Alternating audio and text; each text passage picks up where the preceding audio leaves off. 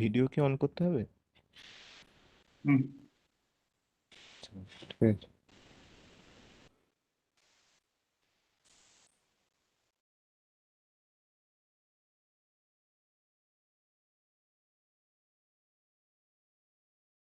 Okay.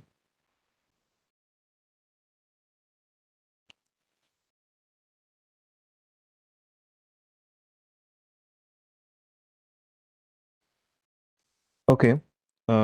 So a warm welcome to everyone. Today, we all are here to celebrate the 125th birth anniversary of the all-time greatest leader India have ever seen, Subhash Chandra Bose. Bose is not a name to remember and to celebrate every year. It actually connects to our roots in the history and puts light in the future of the path of our future.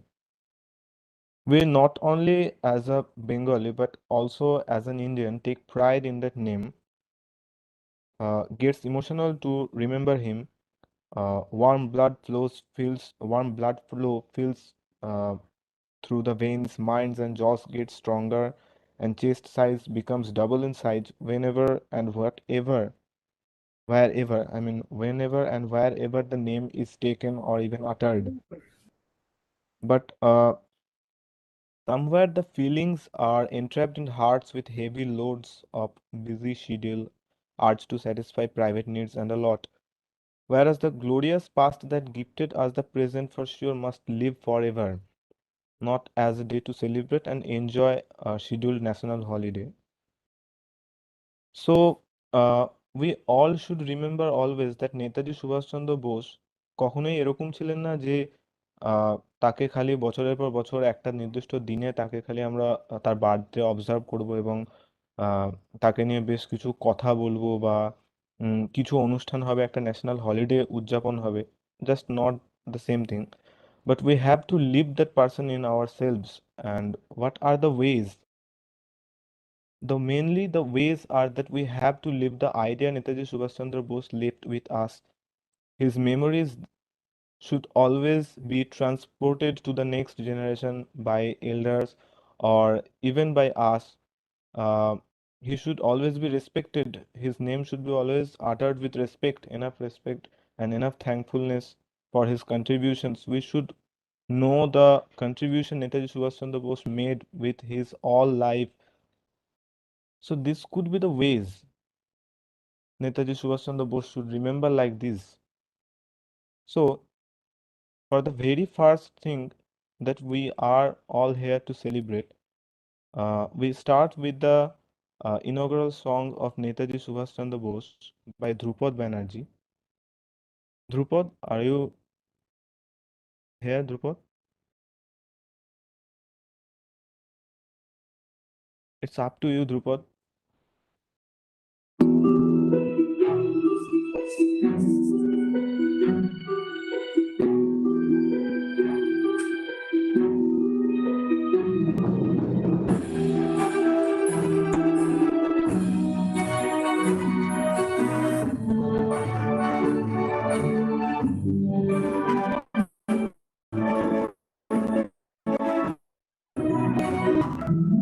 যদি বা কোনো চাবুকের তোমার মুষ্টি জাগে, যদি বা কোনো চাবুকের দিনে তোমার মুষ্টি জাগে, যেন তোমার রক্ত মিছিলে নেতাজি পুরো ভাগে, যেন তোমার রক্ত মিছিলে নেতাজি পুরো ভাগে। যদি বা কোনো ক্ষুধার্ত পাতে তোমার অশ্রু লাগে, যদি বা কোনো ক্ষুধার্ত পাতে তোমার অশ্রু লাগে, যেন তোমার রক্ত মিছিলে নেতাজি পুরো ভাগে, যেন তোমার স্বপ্ন মিছিলে নেতাজি পুরো ভাগে।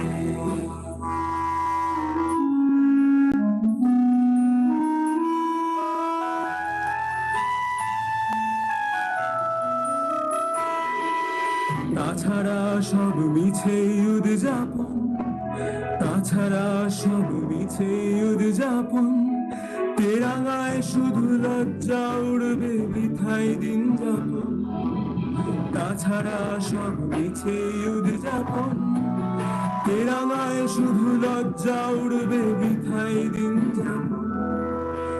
চেতনায় যদি স্বাধীনতা মেশে নেতাজির ভাল লাগে, চেতনায় যদি স্বাধীনতা মেশে নেতাজির ভাল লাগে, যেন তোমার রক্ত মিছিলে নেতাজি পুরো ভাগে, যেন তোমার স্বপ্ন মিছিলে নেতাজি পুরো ভাগে।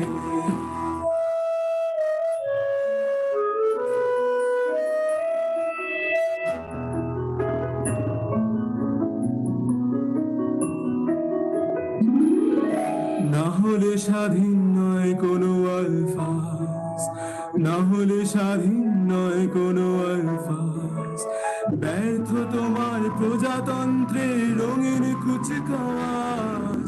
না হলে স্বাধীন নয় কোনো আলফাজ, ব্যর্থ তোমার প্রজাতন্ত্রের রঙিন কুচকাওয়াজ।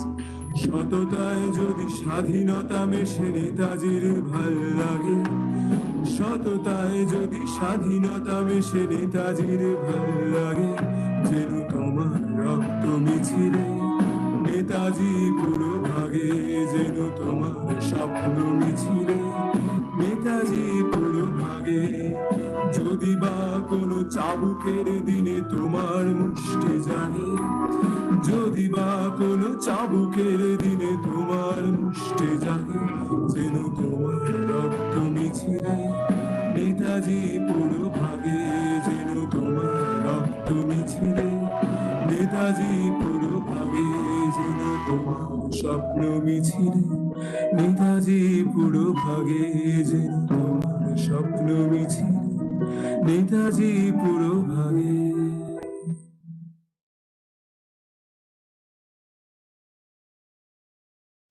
Thanks a lot, Drupad.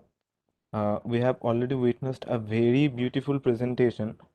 Uh, I don't know whether you all have noticed or not, but there was a quotation from Netaji's words that you should live a whole idea throughout your whole life.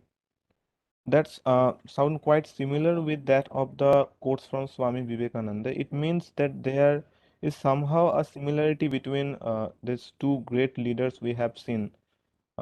Unfortunately, both of them were from our Bengal. Uh, so there was a bit relation between Netaji Subhash Chandra Bose and Swami Vivekananda. Uh, Though there was no eyewitness that Netaji Subhash Chandra Bose met Swami Vivekananda in real life, but he always said that the letters of him, I mean Swami Vivekananda, the letters of Swami Vivekananda always influenced Netaji Subhash Chandra Bose. Whatever he did throughout his whole life, whatever he did for his country, in loving with his country. So, how Netaji Subhash Chandra Bose was influenced with Swami Vivekananda, in his own words, will be presented by Kaushik Biswas. Kaushik, it's up to you. Okay, please check the program schedule. Uh, Maharaj, first of all, inaugural song, and then influence of Swami Vivekananda on Netaji Subhash Chandra Bose Okay, in I his will just own say words. a few words, then you can start. Okay, you can continue. Okay, okay.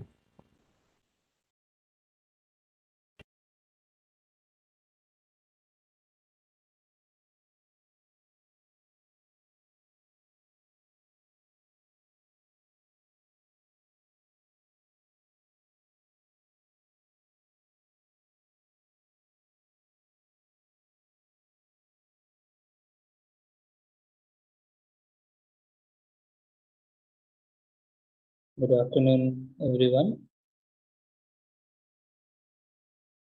Today we have organized a small tribute to Netaji Subhash Chandra Bose on behalf of Ramakrishna Mission Vivekananda Centenary College, Rahara, Kolkata.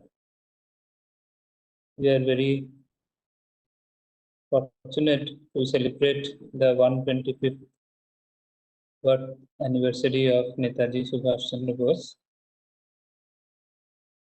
On behalf of the college, on behalf of all the teachers, staff members, and students, we pay our homage to the great son of the soil. Before we begin our discussion on Netaji Subhash Chandra Bose, it is very interesting to note that when Swami Vivekananda returned from the West in 1897, it was in 15th January that he landed in Colombo, and then when he came to India, it was around 26th January, 25th January, 26th January. During this time, just few days back, Netaji Subhash Chandra Bose was born in Cuttack in Orissa. তো একটি কাকতালীয় বিষয় যে স্বামীজি যখন ভারতবর্ষে প্রত্যাবর্তনের পরে দেশ জাগরণের জন্য কলম্বো থেকে আলমোড়া অব্দি একের পর এক বক্তৃতা দিচ্ছেন, ঠিক সেই প্রথম সেই ঘুম ভাঙানি তার সেই গান, সেই বক্তৃতা, যেরকম ভাবে একদা কুরুক্ষেত্রের যুদ্ধক্ষেত্রে শ্রীকৃষ্ণ যেরকম অর্জুনকে আহ্বান করেছিলেন, ঠিক সেই রকম ভারতবর্ষকে স্বামীজি আহ্বান করেছিলেন এই 1897 সালের জানুয়ারি মাসের শেষের দিকে। ঠিক তার কয়েকদিন আগেই, 3-4 দিন আগেই তার সেই আহ্বানের সাড়া দিয়েই যেন সুভাষচন্দ্র বসুর জন্ম। তো নানাভাবে আমরা জানি যে স্বামীজির প্রভাব নেতাজির উপরে নানা বহুমুখী। শ্রীরামকৃষ্ণ বিবেকানন্দের প্রতি নেতাজি তার কৃতজ্ঞতা বারবার নানাভাবে নানা ভাষায় ব্যক্ত করেছেন, সেগুলো আমাদের ছাত্ররা একটু একটু করে আলোচনা করবে। একটি বিষয় আমাদের সবসময় মনে রাখতে হবে যে স্বামীজি প্রথম ভারতবাসী যিনি একটি আন্তর্জাতিক স্তরে বহু দেশ নিয়ে একটি কাজ শুরু করেন। প্রথম একটি মাল্টিন্যাশনাল অর্গানাইজেশন তৈরি করেন, যেটি ভারতবর্ষের প্রথম মাল্টিন্যাশনাল অর্গানাইজেশন রামকৃষ্ণ মিশন, যেটির মাধ্যমে তিনি সারা বিশ্বব্যাপী একটি প্রভাব বিস্তার করেন ভারতবর্ষের ব্যাপারে। ভারতবর্ষের যে বৈশিষ্ট্য, তার যে আধ্যাত্মিকতা, তার যে ভ্যালু সিস্টেম, সেই সব বিষয়ে স্বামীজি প্রথম একটি ধরনের আন্তর্জাতিক স্তরে বহু দেশ নিয়ে একটি কাজ শুরু করেন। খুব সম্ভবত স্বামীজির পরেই নেতাজি আর একজন ব্যক্তিত্ব যিনি এরকম বহু দেশ নিয়ে, বহু দেশের সাথে যুক্ত হয়ে ভারতের স্বাধীনতা সংগ্রামের বিষয়ে সচেষ্ট হন। নেতাজির যখন 15 বছর বয়স, তখন তিনি বলছেন যে স্বামীজি তার মধ্যে প্রবেশ করলেন, তার জীবনে প্রবেশ করলেন এবং তাকে নানাভাবে অনুপ্রাণিত করেছেন। আমরা খুব সংক্ষেপে যদি কয়েকটি মূল দিক দেখে নিই যে স্বামীজির প্রভাব নেতাজির উপরে কিরকম ভাবে হয়েছিল, তার প্রথম একটি দিক রয়েছে চরিত্র গঠন, character building, man making education, where we find that Swami Vivekananda is laying lots of emphasis on character building. তো নেতাজির জীবনেও আমরা দেখতে পাই যে চরিত্র গঠনের উপরে তার ছোটবেলা থেকেই প্রচন্ড নিষ্ঠা, এবং স্বামীজি বারবার বলেছেন যে চরিত্র গঠন এবং আধ্যাত্মিকতার ভিত্তির উপরে ভিত্তি স্থাপন করে তার উপরেই যে কোনো বড় কাজ করা সম্ভব। তাই সত্য, ব্রহ্মচর্য, আদর্শ নিষ্ঠা, সেগুলি স্বামীজি যেরকম জোর দিয়েছেন, সেগুলি নেতাজির জীবনেও আমরা দেখতে পাই। ছোটবেলা থেকেই তার যে আদর্শ নিষ্ঠ জীবন, সেগুলি তার জীবনে দেখতে পাই। দ্বিতীয় যেটি, সেটি হচ্ছে দেশপ্রেম। স্বামীজি সবাইকে আহ্বান করছেন যে আগামী 50 বছর দেশমাতৃকাই তোমাদের আরাধ্য দেবী দেবতা হন। সেই তাকে সাড়া দিয়ে তখন সেই দেশকে নিয়ে স্বামীজিরও একটি অনন্য অবদান, যে তিনি সারা ভারত পরিব্রাজন করে কন্যাকুমারীতে গিয়ে ভারতবর্ষের উপরেই ধ্যান করছেন, এবং ভারতবর্ষের দুঃখ কষ্ট দূর করার জন্যই তিনি তার জীবন পাত করে মাত্র 39 বছর বয়সেই পরিশ্রম করে তার শরীর চলে যায়। তো দেশপ্রেম বা দেশ নিয়েই তার মূল, দেশের ভারতবর্ষের জাগরণের জন্য স্বামীজির যে বাণী, সেটি নেতাজি সুভাষচন্দ্র বসুও তার নিজের জীবনে সেই একই বাণীর উদ্বুদ্ধ হয়ে তার জীবন উৎসর্গ করেন। দ্বিতীয় দেশপ্রেম। তৃতীয় হচ্ছে আধ্যাত্মিকতা, যে নেতাজির জীবনে আমরা দেখতে পাই যে তার জীবন ঈশ্বর কেন্দ্রিক, তার জীবন ব্রহ্মনিষ্ঠ জীবন। তিনিও সাধন, ভজন এবং ধ্যান জপ এসবের উপরে তার অন্তর্জীবন গঠিত হয়েছে। চতুর্থ আমরা দেখতে পাই যে স্বামীজির মতো নেতাজিও বাহুবল, বুদ্ধিবল এবং আত্মবল এই সবগুলোর উপরে জোর দিচ্ছেন যাতে মানুষের সর্বাঙ্গীন বিকাশ হয়। পঞ্চম আমরা একটু দেখতে পাই যে শ্রীরামকৃষ্ণ স্বামীজির বিষয়ে বলছেন যে নরেন শিক্ষা দিবে যখন ঘুরে বাইরে হাঁক দিবে। যখন ঘুরে বাইরে হাঁক দিবে অর্থাৎ ভারতবর্ষের মধ্যে থেকে প্রথমে কাজ হবে না, বাইরে গিয়ে যখন স্ট্রাইক করা হবে, when Swami Vivekananda went out and when he made an impact on outside India, then India responded. তাই জন্য নেতাজির ক্ষেত্রে আমরা দেখতে পাই যে তিনি এখানে যখন যেই পরিবেশের মধ্যে ছিলেন সেখানে অনেক রকম জটিলতা সমস্যা সৃষ্টি হচ্ছে, তখন উনি ভারতের বাইরে গিয়ে ভারতের জন্য কিছু করার চেষ্টা করছেন। আরেকটি যেটি আমাদের 6 নম্বর যেটি মনে হয় যে স্বামীজিও বারবার বলেছেন যে বিভিন্ন দেশের সাথে আমাদের যুক্ত হতে হবে, বিভিন্ন দেশ কিভাবে চলছে সেগুলো দেখতে হবে, সেই তার থেকে কিছু নির্যাস নিয়ে ভারতবর্ষের জন্য কাজ করতে হবে, শুধু পূর্বমণ্ডলের মধ্যে মতো আটকে থাকলে হবে না। তো নেতাজির ক্ষেত্রেও আমরা তাই দেখতে পাচ্ছি যে তিনিও বিভিন্ন দেশ, বিভিন্ন ধরনের চিন্তা ভাবনা, বিভিন্ন ওয়ার্ল্ড লিডারদের সাথে তিনি যুক্ত ছিলেন। তারপরে আরেকটি বৈশিষ্ট্য যেটি যেটি আমরা সেভেন্থ বৈশিষ্ট্য ভাবতে পারি সেটি হচ্ছে যে সর্বধর্ম সমন্বয়, যেটি শ্রীরামকৃষ্ণ এবং স্বামী বিবেকানন্দের অন্যতম কন্ট্রিবিউশন বিশ্বের ইতিহাসে, যে বহু ধর্মের বহু মানুষের একসাথে নিয়ে কি করে এগোনো যেতে পারে, সবগুলো যে একই দিকে পৌঁছে যায়, সেটি শ্রীরামকৃষ্ণ নিজের জীবনে প্রতিষ্ঠা করেছেন, স্বামী বিবেকানন্দ সেটি প্রচার করেছেন, এবং নেতাজির ক্ষেত্রে আমরা দেখতে পাই যে তার যে আজাদ হিন্দ বাহিনী সেখানেও তিনি বহু ধর্মের মানুষকে একসাথে একজোট করে বাঁধতে পেরেছিলেন। আরেকটি বৈশিষ্ট্য সেটি হচ্ছে যুব নেতৃত্ব, যে স্বামীজিও বলেছেন যে ভবিষ্যতে তার কাজগুলি সব যুবকরাই তার কাজের সমাধান করবে, তার স্বপ্ন পূরণ করবে। তো নেতাজির ক্ষেত্রে আমরা দেখতে পাই যে তিনি তখনকার যুবকদের একটি অনুপ্রেরণা স্থল হয়ে উঠেছিলেন এবং তাদেরকে একজোট করে নানা রকম দেশের সেবায় তিনি গঠন করতে পেরেছিলেন। ছোটবেলাতেও তার যে নার্সিং ব্রাদারহুড ফর্ম করেছিলেন, সেখানেও সে আত্মের সেবার জন্যই হোক কিংবা পরবর্তীকালে আজাদ হিন্দ বাহিনীর ক্ষেত্রেই হোক, বিভিন্ন ক্ষেত্রেই তার এরকম ইউথ লিডারশিপের কথাও আমরা বুঝতে পারছি। আরেকটি বৈশিষ্ট্য যেটি স্বামীজির এবং নেতাজির মধ্যে, সেটি হচ্ছে যে শুধু ভিক্ষাবৃত্তি করলে চলবে না, নিজেকে উঠে দাঁড়িয়ে জগৎকে জয় করতে হবে, জগতে সলিড কিছু কন্ট্রিবিউশন করতে হবে, তবেই ভারতবর্ষের জন্য ভারতবর্ষ দাঁড়াতে পারবে। তো সেই বিষয়ে আমরা দেখতে পাই যে স্বামীজি নিজে গিয়ে কিভাবে বিশ্ব বিজয় করেছিলেন তার প্রতিভার দ্বারা, ঠিক সেই রকম নেতাজিও ভিক্ষাবৃত্তিতে বিশ্বাস করতেন না, তিনিও উঠে দাঁড়িয়ে কিভাবে স্বাধীনতা ছিনিয়ে নিতে হয় সেই বিষয়ে মনোযোগ দিয়েছিলেন। আরেকটি যে স্বামীজি আরেকটি বৈশিষ্ট্যের কথা, সেটি হচ্ছে যে সংগঠন, অর্গানাইজেশন। স্বামীজি বলেছেন ভারতবর্ষে অর্গানাইজেশন একসাথে অনেকে মিলে কাজ করতে পারে না, যেহেতু তাদের নিজেদের মধ্যে জাতি সুলভ ঈর্ষা রয়েছে। তো এই অর্গানাইজেশনের প্রয়োজন, একসাথে কাজ করা, সংঘবদ্ধভাবে কাজ করা, সেটি স্বামীজি একটি বিশেষ আইডিয়া অর্গানাইজেশন, সেটি পরবর্তীকালে নেতাজির ক্ষেত্রে আমরা দেখতে পাচ্ছি যে এই ধরনের অর্গানাইজেশনের একটা কনসেপ্ট রয়েছে।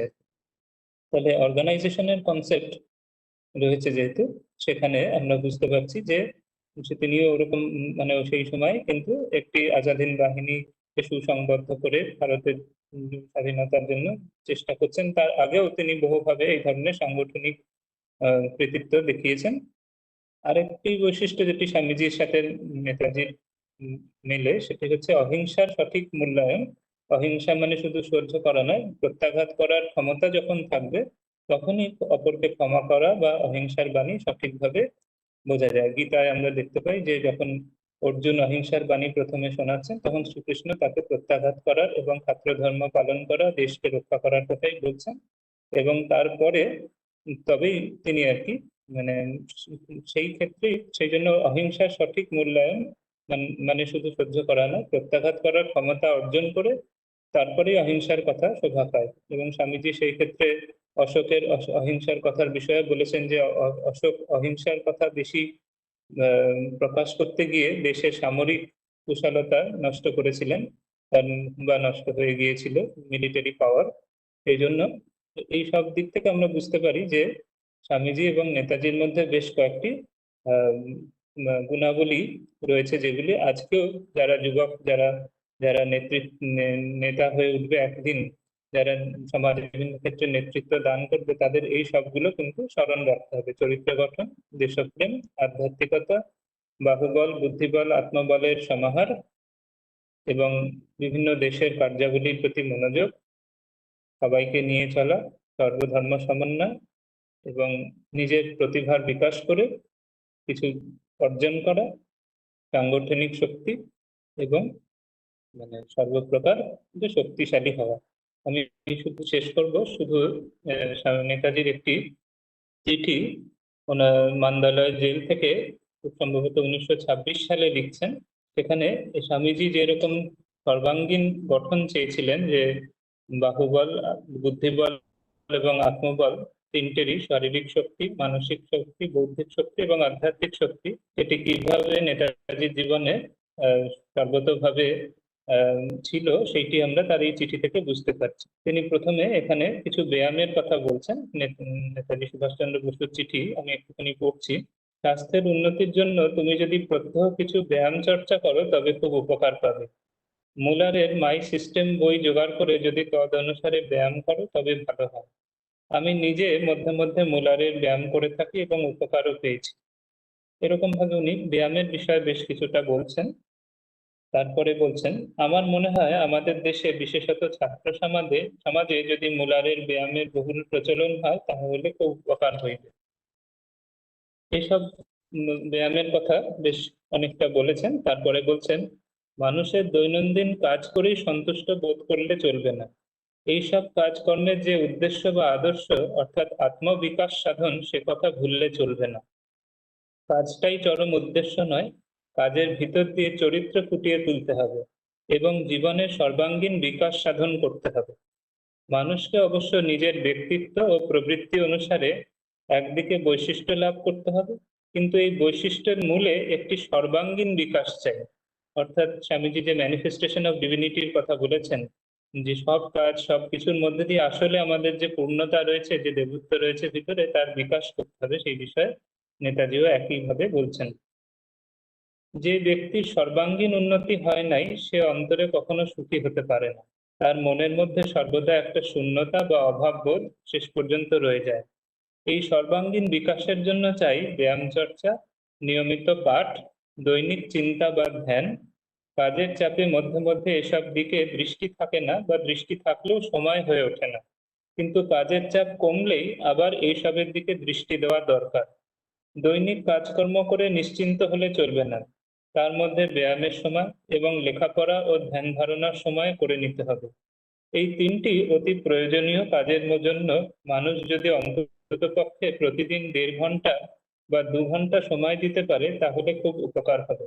মুলার বলেন যে যদি কোনো ব্যক্তি নিয়মিতভাবে প্রতিদিন 15 মিনিট করে তার উপদেশানুসারে ব্যায়াম করে তাহলেই যথেষ্ট। তারপর মানুষ যদি প্রতিদিন 15 মিনিট করে নির্জনে চিন্তা বা ধ্যান করে তবে মোট সময় লাগবে আধ ঘন্টা। এর সঙ্গে যদি আর 1 ঘন্টা লেখাপড়ার জন্য রাখা যায়, এখানে নেতাজি একটু সাবধান করে দিচ্ছেন, ব্র্যাকেটে বলছেন খবর কাগজ পড়া নয়, খবরের কাগজ পড়ার সময় আলাদা ধরতে হবে। অর্থাৎ কেউ যদি খবরের কাগজ পড়াটাকে লেখাপড়া ধরে, সেটিকে উনি বলছেন না। তারপরে বলছেন, তবে দিনের মধ্যে মোট মোট সময় লাগবে 1.5 ঘন্টা। অন্তত পক্ষে এই 1.5 ঘন্টা সময় করে নিতে হবে।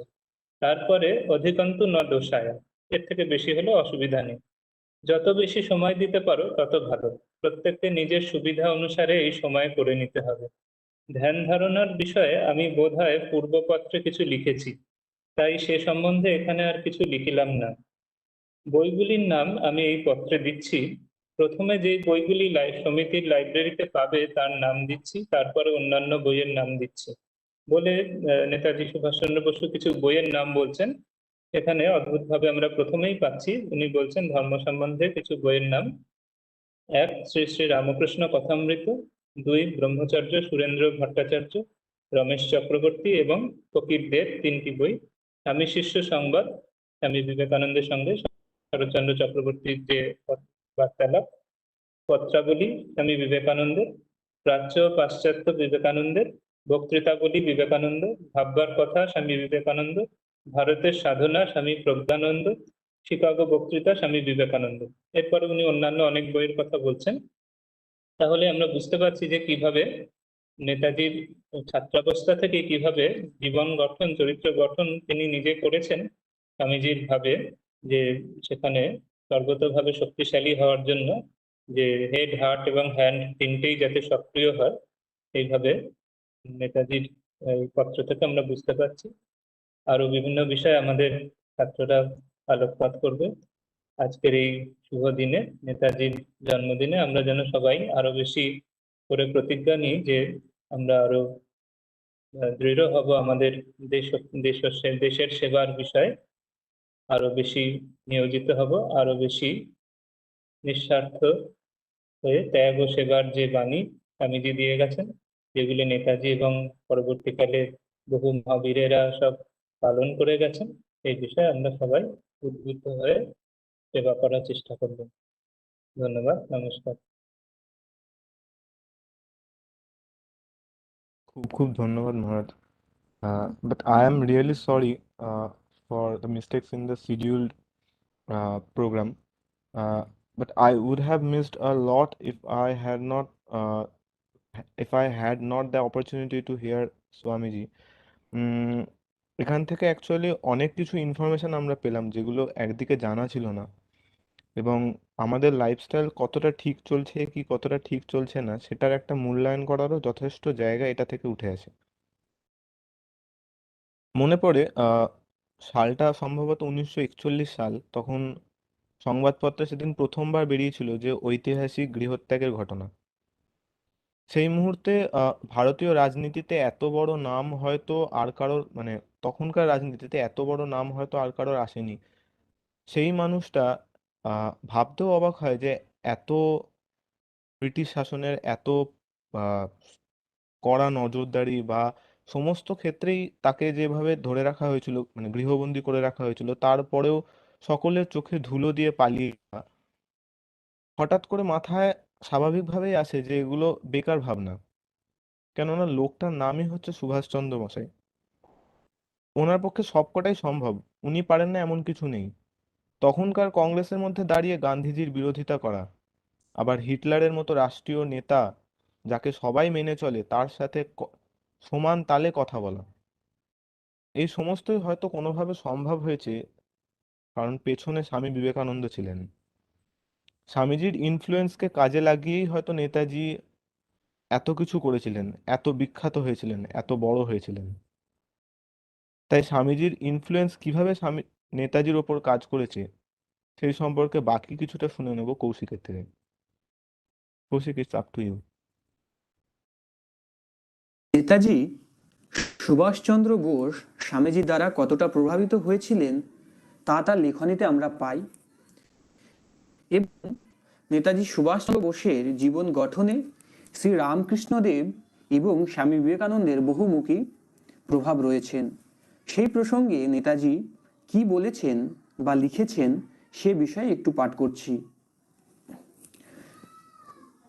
নেতাজি সুভাষচন্দ্র বোস বলছেন, ছাত্রাবস্থায় এমন একটা আদর্শের তখন আমার প্রয়োজন ছিল যার উপর ভিত্তি করে আমার সমস্ত জীবনটাকে গড়ে তুলতে পারবো। সব রকম প্রলোভন তার কাছে তুচ্ছ হয়ে যাবে। এমন একটি আদর্শ খুঁজে বের করা সহজ ছিল না। মানসিক অশান্তি আমাকে ভোগ করতে হতো না।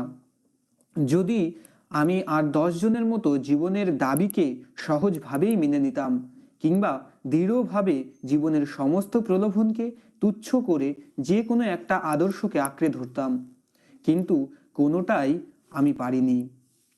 জীবনের সাধারণ প্রলোভনে ধরা দিতে আমি রাজি ছিলাম না। কাজেই সংঘর্ষ অবশ্যম্ভাবী হয়ে উঠেছিল। হঠাৎ সম্পূর্ণ অপ্রত্যাশিতভাবেই যেন সমস্যার সমাধান খুঁজে পেলাম। আমাদের এক আত্মীয় সুহৃদচন্দ্র মিত্র নতুন কটকে এসেছিলেন, আমাদের বাড়ির কাছেই থাকতেন। একদিন তার সঙ্গে দেখা করতে গিয়ে তার ঘরে বসে বই ঘাঁটছি, হঠাৎ নজর পড়ল স্বামী বিবেকানন্দের বইগুলোর উপর। কয়েক পাতা উল্টোতেই বুঝতে পারলাম এই জিনিসই আমি এতদিন ধরে চাইছিলাম। বইগুলো বাড়ি নিয়ে এসে গোগ্রেসে গিলতে লাগলাম। পড়তে পড়তে আমার হৃদয় মন আচ্ছন্ন হয়ে যেতে লাগলো। প্রধান শিক্ষক মহাশয় আমার মধ্যে সৌন্দর্য বোধ, নৈতিক বোধ জাগিয়ে দিয়া গিয়াছিলেন। জীবনে এক নতুন প্রেরণা এনে দিয়েছিলেন। কিন্তু কিন্তু এমন আদর্শের সন্ধান দিতে পারেননি যা আমার সমগ্র সত্তাকে প্রভাবান্বিত করতে পারে। এই আদর্শের সন্ধান দিলেন বিবেকানন্দ। দিনের পর দিন কেটে যেতে লাগলো। আমি তার বই নিয়ে তন্ময় হয়ে রইলাম। আমাকে সবচেয়ে বেশি উদ্বুদ্ধ করেছিল তার চিঠিপত্র ও বক্তৃতা। তার লেখা থেকেই তার আদর্শের মূল সুরটি আমি হৃদয় মঙ্গল করতে পেরেছিলাম। মানবজাতির সেবা এবং আত্মার মুক্তি, এই ছিল তার জীবনের আদর্শ।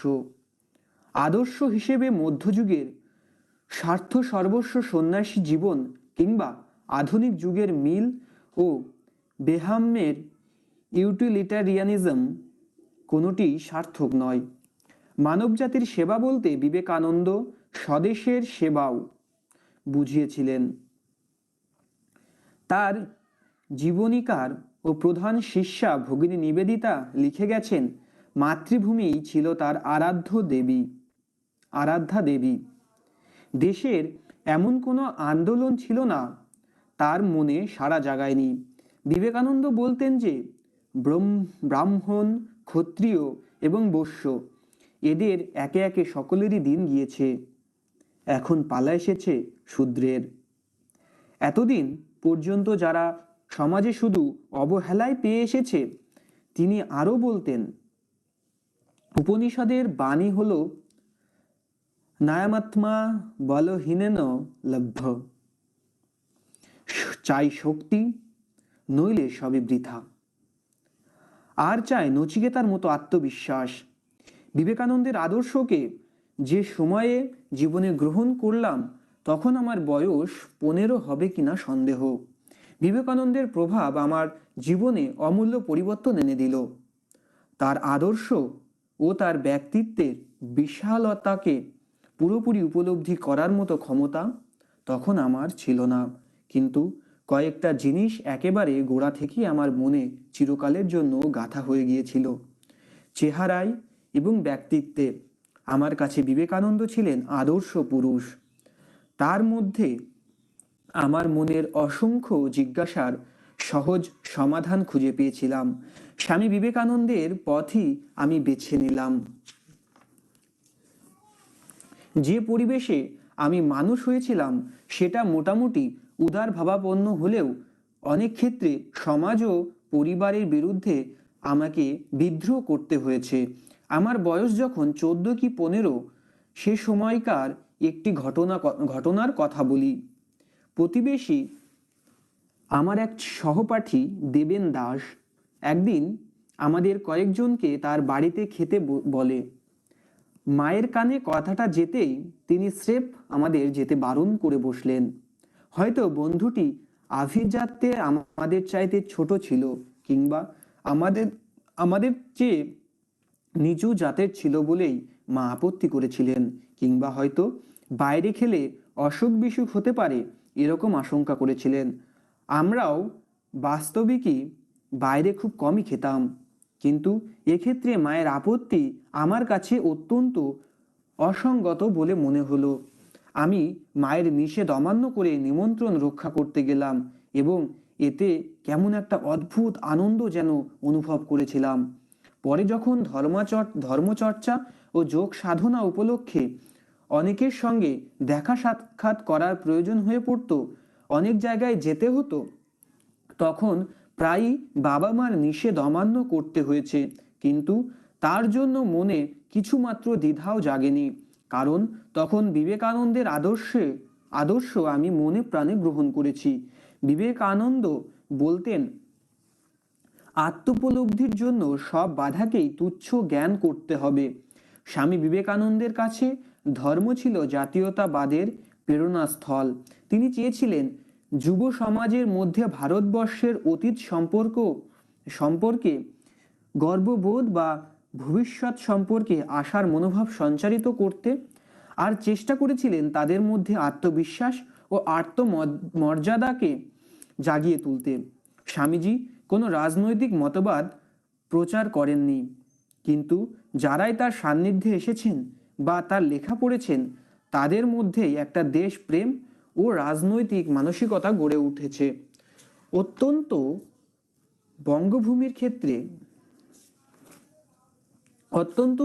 বঙ্গভূমির ক্ষেত্রে স্বামী বিবেকানন্দ আধুনিক জাতীয়তাবাদী আন্দোলনের আধ্যাত্মিক জনক হিসেবে সম্মানিত হবার যোগ্য। অত্যন্ত অল্প বয়সে 1902 খ্রিস্টাব্দে তিনি দেহ রক্ষা করেন, কিন্তু তার দেহান্তের পর তার প্রভাব আরো ব্যাপক হয়ে উঠেছে। বিবেকানন্দ সম্বন্ধে কিছু লিখতে গেলেই আমি আত্মহারা হয়ে যাই।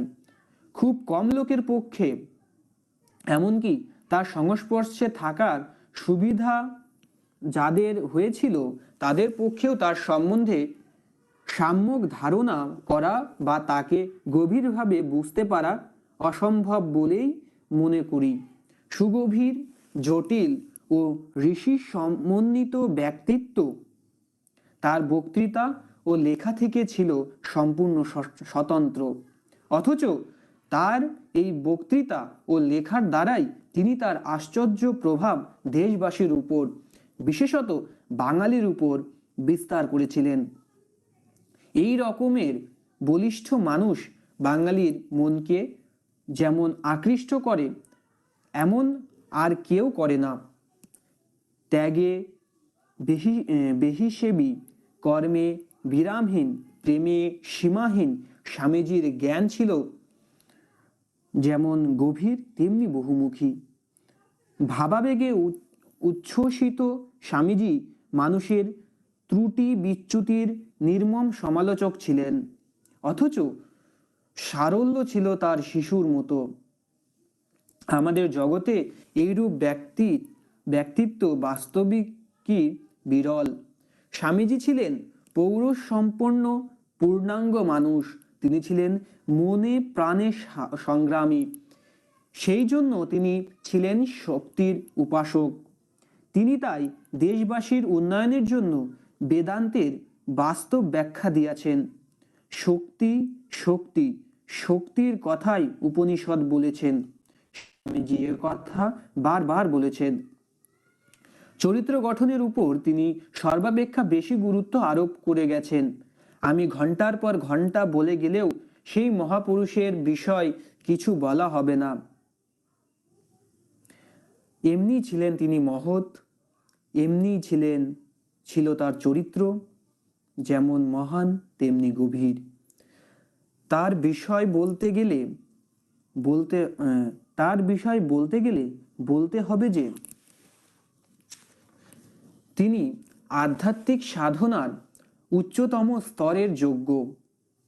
সত্যের সঙ্গে তার প্রত্যক্ষ সংযোগ জাতির ও মানব সমাজের নৈতিক ও আধ্যাত্মিক উন্নতি বিধানে তার জীবন উৎসর্গীকৃত। আজ তিনি জীবিত থাকলে আমি তার চরণে আশ্রয় নিতাম। স্বামী বিবেকানন্দই বর্তমান বাংলার স্রষ্টা, একথা বললে বোধহয় ভুল করা হবে না। শ্রী রামকৃষ্ণ ও স্বামী বিবেকানন্দের নিকট আমি যে কত ঋণী তা ভাষায় কি করিয়া প্রকাশ করিব। তাহাদের পূর্ণ প্রভাব আমার জীবনের প্রথম উন্মেষ। নিবেদিতার মতো আমিও মনে করি যে শ্রী রামকৃষ্ণ ও বিবেকানন্দ একটা অখণ্ড ব্যক্তিত্বের দুই রূপ। আজ যদি স্বামীজি জীবিত থাকিতেন তিনি নিশ্চয় আমার গুরু হইতেন, অর্থাৎ তাকে নিশ্চয় আমি গুরুপদে বরণ করিতাম। যাহা হোক, যতদিন জীবিত থাকিব ততদিন রামকৃষ্ণ বিবেকানন্দের একান্ত অনুগত ও অনুরক্ত থাকিব, এ কথা বলাই বাহুল্য। স্বামী বিবেকানন্দের বহুমুখী প্রতিভার ব্যাখ্যা করা বড় কঠিন। আমাদের সময়ের ছাত্র সমাজ স্বামীজির রচনা ও বক্তৃতার দ্বারা যেরূপ প্রভাবিত হয়েছিল সেরূপ আর কাহারও দ্বারা হয় নাই। তিনি যেন সম্পূর্ণভাবে তাহাদের আশা ও আকাঙ্ক্ষাকে ব্যক্ত করিয়াছিলেন। শ্রী শ্রী পরমহংসদেবের সহিত একযোগে না দেখিলে স্বামীজিকে যথার্থভাবে বিচার করা যাইবে না। স্বামীজির বাণীর মধ্যে দিয়াই বর্তমানের মুক্তি আন্দোলনের ভিত্তি গঠিত হইয়াছে। ভারতবর্ষকে যদি স্বাধীন হইতে হয় তবে তাহাকে হিন্দু ধর্ম বা ইসলামের বিশেষ আবাসভূমি হইলে চলিবে না। তাহাকে জাতীয়তার আদর্শে অনুপ্রাণিত বিভিন্ন ধর্ম সম্প্রদায়ের একত্র বাসভূমি হইতে হইবে।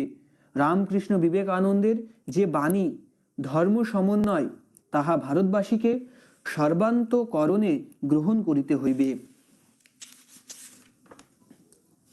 স্বামীজি প্রাচ্য ও পাশ্চাত্যের ধর্ম ও বিজ্ঞানের অতীত বর্তমানের সমন্বয় করিয়াছিলেন। তাই তিনি মহৎ তাহার রামকৃষ্ণ পরমহংস নিজের জীবনের সাধনার ভিতর দিয়া সর্বধর্মের যে সমন্বয় করিতে পারিয়াছিলেন, তাহাই স্বামীজির জীবনের মূল মন্ত্র ছিল এবং তাহাই ভবিষ্যৎ ভারতের জাতীয়তার মূল ভিত্তি। এই সর্বধর্ম সমন্বয় ও সকল মত সহিষ্ণুতার প্রতিষ্ঠা না হইলে আমাদের এই বৈচিত্র্যপূর্ণ দেশে জাতীয়তাবোধ নির্মাণ হইতে পারিত না। রামমোহনের যুগ হইতে বিভিন্ন আন্দোলনের ভিতর দিয়া ভারতের মুক্তির আকাঙ্ক্ষা ক্রমশ প্রকাশিত হইয়া আসিতেছে। ঊনবিংশ শতাব্দীতে এই আকাঙ্ক্ষা চিন্তা রাজ্যে ও সমাজের মধ্যে দেখা দিয়াছিল, কিন্তু রাষ্ট্রীয় ক্ষেত্রে তখনও দেখা দেয় নাই। কারণ তখনও ভারতবাসী পরাধীন মহানিদ্রায় নিমগ্ন থাকিয়া মনে করিতেছিলেন যে ইংরেজের ভারত বিজয় একটা দৈব ঘটনা বা ডিভাইন ডিসপেনশন। ঊনবিংশ শতাব্দীর শেষ দিকে এবং বিংশ শতাব্দীর প্রারম্ভে স্বাধীনতার অখণ্ড রূপে অভ্যাস রামকৃষ্ণ বিবেকানন্দের মধ্যে পাওয়া যায়। Freedom freedom is the song of the soul. এই বাণী যখন স্বামীজির অন্তরের রুদ্ধ দুয়ার ভেদ করিয়া নির্গত হয়, তখন তাহা সমগ্র দেশবাসীকে মুগ্ধ ও উন্মত্ত প্রায় করিয়া তোলে। তাহার সাধনার ভেতর দিয়া, আচরণের ভিতর দিয়া, কথা ও বক্তৃতার ভিতর দিয়া এই সত্যই বাহির হইয়াছিল। স্বামী বিবেকানন্দ মানুষকে যাবতীয় বন্ধন হইতে মুক্ত হইয়া খাঁটি মানুষ হইতে বললেন এবং অপরদিকে সর্বধর্ম সমন্বয়ে প্রচার ভারতের জাতীয়তার ভিত্তি স্থাপন করেন।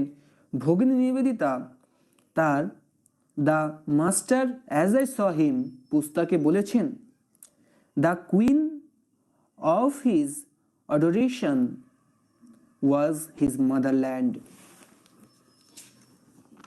অর্থাৎ তার আরাধনার দেবী ছিল তার মাতৃভূমি। পুরোহিত, উচ্চবর্ণ এবং বণিক শ্রেণীর বিরুদ্ধে তিনি তার লেখায় আক্রমণ চালিয়েছিলেন। সেসব কথা বলা একজন সর্বশ্রেষ্ঠ গোড়া সমাজতান্ত্রিকের পক্ষে বিশেষ প্রশংসার বিষয়। আপনারা যাকে আধ্যাত্মিক ভণ্ডামি বলতে পারেন, স্বামীজির মধ্যে তার বিন্দু মাত্র অভ্যাস ছিল না। তার চোখে এসব অসহ্য বোধ হতো। বক ধার্মিকদের উদ্দেশ্য করে তিনি বলেছেন, salvation will come through football and not through Gita. নিজে বৈদান্তিক হয়েও তিনি ভগবান বুদ্ধের পরম ভক্ত ছিলেন। একদিন তিনি বুদ্ধ সম্বন্ধে এমন অনুরাগ ও উৎসাহের সঙ্গে কথা বলছিলেন যে একজন একজন তাকে জিজ্ঞাসা করলেন, স্বামীজি, আপনি কি বৌদ্ধ? তৎক্ষণাৎ তার মন ভাবাবেগে উচ্ছ্বসিত হয়ে উঠল। তিনি কম্পিত কণ্ঠে বললেন, কি বৌদ্ধ? আমি বুদ্ধের সেবক, বুদ্ধের সেবকের সেবক, তস্য সেবক। বুদ্ধের সম্মুখে তিনি নিজেকে ধুলার মতো নত করে দিতেন। স্বামীজি প্রায় বলতেন, শঙ্করাচার্যের মনীষা বুদ্ধের হৃদয়বত্তাই আমাদের আদর্শ হওয়া উচিত। এইভাবে তিনি একদিন খ্রিস্ট সম্বন্ধে বক্তৃতা দিচ্ছিলেন। একজন তাকে প্রশ্ন করলেন, তখনই তিনি গভীর হয়ে গেলেন এবং মধুর কণ্ঠে উত্তর দিলেন, যীশু খ্রিস্টের সময় আমি জীবিত থাকলে আমি আমার চোখের জলে নয়, বুকের রক্ত দিয়ে তার পা ধুইয়ে দিতাম। অবনমিতের প্রতি তার ভালোবাসা ছিল সমুদ্রের সমান। তাই সেই বাণী কি আমাদের স্মরণ আছে? দরিদ্র ভারতবাসী, মূর্খ ভারতবাসী, চণ্ডাল ভারতবাসী, আমার ভাই, বলো ভাই, ভারতের মৃত্তিকা আমার স্বর্গ, ভারতের কল্যাণ আমার কল্যাণ। আর বলো দিনরাত, হে গৌরীনাথ, হে জগদম্বে, আমায় মনুষ্যত্ব দাও। মা, আমার দুর্বলতা, কাপুরুষতা দূর করো, আমায় মানুষ করো। স্বামী বিবেকানন্দই বাংলার ইতিহাসকে নতুন করে মোড় ঘুরিয়ে দিয়েছিলেন। তিনি ঘোষণা করেছিলেন, মানুষ তৈরি আমার জীবন ব্রত। মানুষ তৈরির ব্যাপারে স্বামী বিবেকানন্দ কোনো বিশেষ সম্প্রদায়ে তার মনোযোগ সীমাবদ্ধ রাখেননি। তিনি সমগ্র সমাজকে একসঙ্গে আলিঙ্গন করেছিলেন। তার অগ্নিময়ী বাণী এখনো বাংলার ঘরে ঘরে ধ্বনিত হচ্ছে।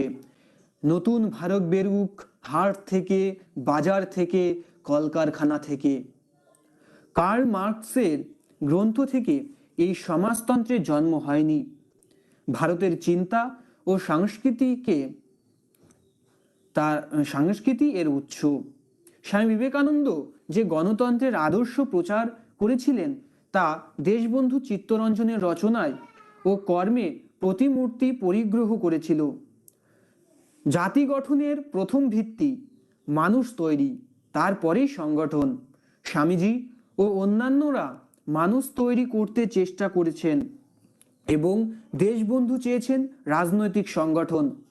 আমাদের হীন মনোবৃত্তির কথা বলিবার সময়ে আরেকটি বিষয়ে উল্লেখ না করিয়া পারি না। আজকাল জনসাধারণের মধ্যে, বিশেষ করিয়া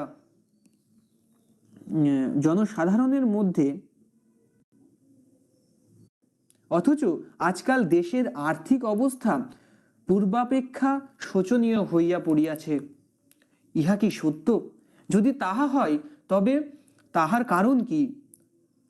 আমরা যখন ছাত্র ছিলাম তখন ছাত্রমহলে রামকৃষ্ণ বিবেকানন্দ সাহিত্যের খুব প্রচার ছিল। আজকাল নাকি তরুণ সমাজের মধ্যে ওই সাহিত্যের তেমন প্রচার নাই। তার পরিবর্তে নাকি লঘুত্বপূর্ণ এবং সময়ে সময়ে অশ্লীলতাপূর্ণ সাহিত্যের খুব প্রচার হইয়াছে। এ কথা কি সত্য? যদি সত্য হয় তাহা হইলে ইহা অত্যন্ত দুঃখের বিষয়। কারণ মনুষ্য সমাজ যেরূপ সাহিত্যের দ্বারা পরিপুষ্ট হয়, তার মনোবৃত্তি তদ্রূপ গড়িয়া ওঠে। চরিত্র গঠনের জন্য রামকৃষ্ণ বিবেকানন্দ সাহিত্য অপেক্ষা উৎকৃষ্ট সাহিত্য আমি কল্পনা করতে পারি না। নমস্কার।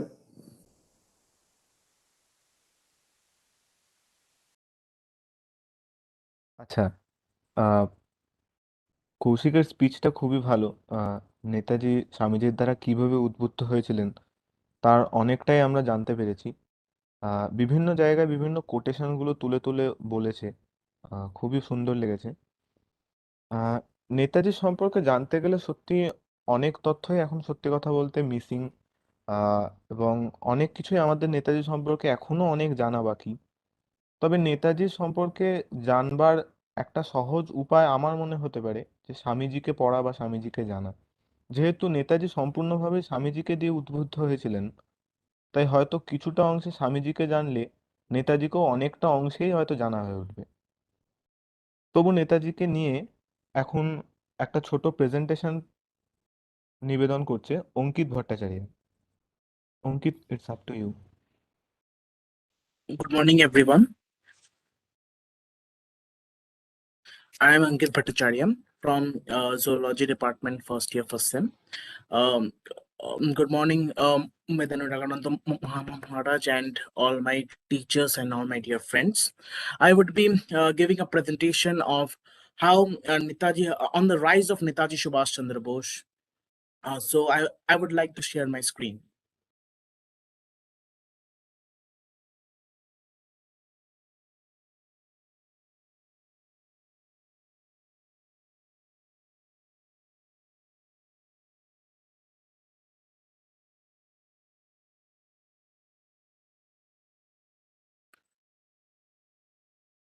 Netaji Subhash Chandra Bose. He was the eminent leader in in the Indian subcontinent. No other leader was so confident, and he no other leader in India was so confident and so much he used to think about about our nation that we Indians really feel proud about him. He was born in 23rd January 1897 to 18th August 1945. Was an Indian nationalist who was deep in patriotism and made him a hero in India. But whose attempts during World War II to get rid of the India from British rule with the help of the Nazi Germany and fascist Germany left him a troubled legacy. He always believed that by any means and by any how we have to end colonialism in India. Um, the honorific Netaji, that is the Hindustani respected leader, was first applied to Bose in Germany in the early 1942 by the Indian soldiers of Indus Legion and by German and the Indian officials in the Special Bureau for India in Berlin. Indian Revolution prominent in the independence movement against British rule of India, he also led an Indian national force from abroad against the Western powers during World War II.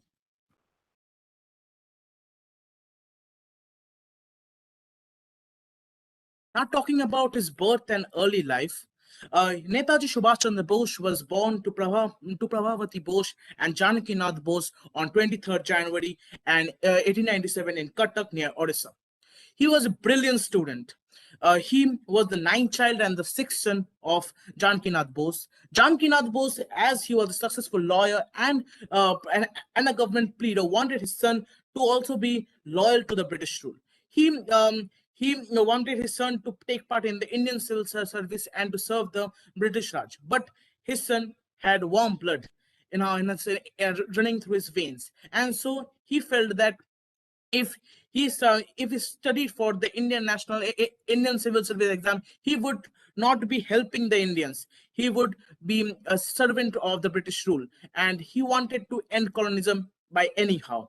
So Subhash Chandra Bose did his first learnings from Baptist Mission Protestant European school in Cuttack in January. English was the medium of instruction in this school, though he was a part of Anglo-Indian society and the school was an Anglo-Indian school. He had an influence of English. He had influence of English throughout his life, but still he had he had Indian ideas and Indian views throughout his life, and he never let English views to enter his life. In Subhash Chandra Bose did his next studies from Presidency College in Calcutta, a very reputed college in Calcutta, and he was also influenced by the various other philosophers from all around the world, and also the great Indian philosophers and great Indian leaders like Swami Vivekananda, and also he was also very pleased to read the books that were related to Swami Vivekananda, and how Swami Vivekananda and Ramakrishna Paramhans shared ideas, and these ideas got inculcated in Netaji Subhash Chandra Bose from his very early childhood.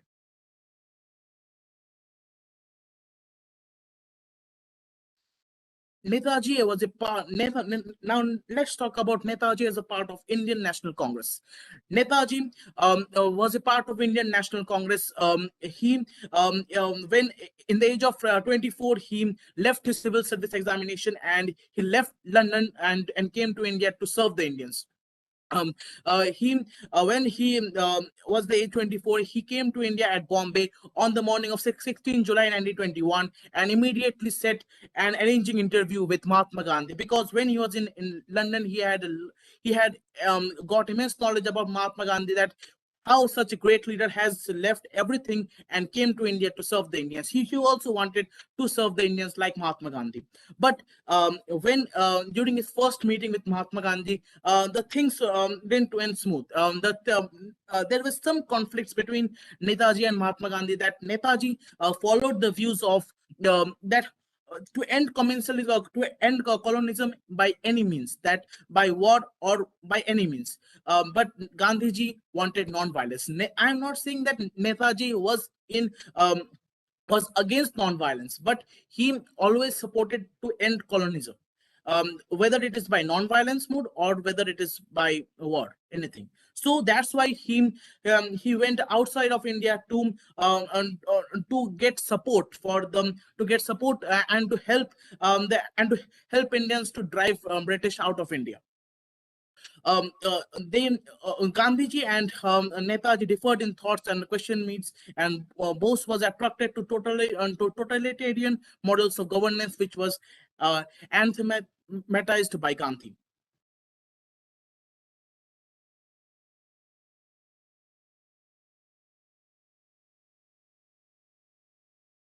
He started his great newspaper, Swaraj, and took the charge of publicity for the Bengal Provincial Congress Committee. His mentor was Chintaranjan Das, who was a spokesman for the aggressive nationalism in Bengal. In the year 1923, Bose was elected as the president of All India Youth Congress and also the secretary of the Bengal State Congress. He was also the editor of the newspaper Forward, founded by Chittaranjan Das. Bose worked as the CEO of the Calcutta Municipal Corporation for Das, where latter was elected when latter was elected the mayor of Calcutta in 1924. In 1938, Bose articulated his opinion that INC should be organized on the broadest anti-imperialistic front with the twofold objective of winning political freedom and the establishment of socialist regime. By 1938, Bose became a leader of the national stature and agreed to accept the nomination as Congress president. He stood for the unqualified Swaraj, including the use of force against the British. This meant a confrontation with Mohandas Gandhi, who in fact opposed Bose presidency, splitting the Indian Congress Party. Gandhiji, when again Bose told Gandhiji that he wanted to establish he wanted to enforce Swaraj by anyhow. Gandhiji told him that we cannot meet this in the Indian National Congress. So Gandhiji told him to form a new cabinet, and that was named as the Forward Bloc.